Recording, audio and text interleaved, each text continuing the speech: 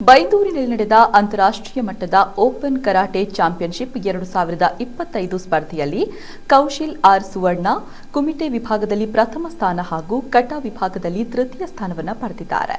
ಇವರು ಸರ್ಕಾರಿ ಹಿರಿಯ ಪ್ರಾಥಮಿಕ ಶಾಲೆಯ ವಿದ್ಯಾರ್ಥಿಯಾಗಿದ್ದು, ಕೆಪೋ ಕುಕ್ಕೆಬೆಟ್ಟು ನಿವಾಸಿ ರೋಹಿತಾಕ್ಷ ಹಾಗೂ ಸುಮನ ದಂಪತಿಯ ಪುತ್ರ.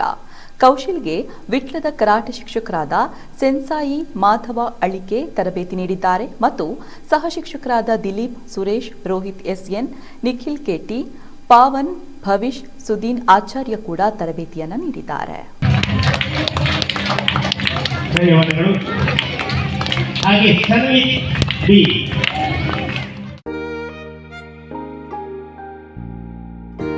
ಹಾಯ್ ಅಮ್ಮ. ಹಾಯ್. ಇವತ್ತು ನನ್ನ ಫ್ರೆಂಡ್ ಒಬ್ಳು ಅವ್ರ ಅಮ್ಮಂಗೆ ಸರ್ಪ್ರೈಸ್ ಗಿಫ್ಟ್ ಕೊಟ್ಲು ಗೊತ್ತಾ? ಬರ್ಡೇನಾ? Special day. ಏನ್ ಗಿಫ್ಟ್ ಕೊಟ್ಲು?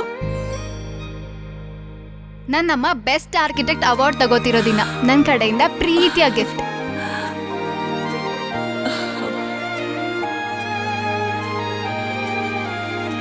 ಮುಳಿಯಾ ಜುವೆಲ್ಸ್, ಸೌಂದರ್ಯಕ್ಕೆ ಸಾಂಪ್ರದಾಯಿಕ ಕೊಡುಗೆ.